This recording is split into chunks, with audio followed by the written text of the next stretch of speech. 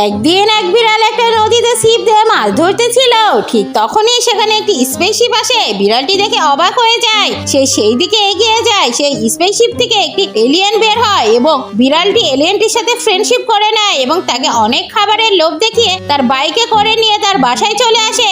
এলিয়েনটি খাবার চাইলে বিড়ালটি তার ঘরের মধ্যে এসে তার ক্যাসেটটি নিয়ে যায় এবং তার কাছে নিয়ে যেয়ে বিড়ালটি গান প্লে করে দেয়।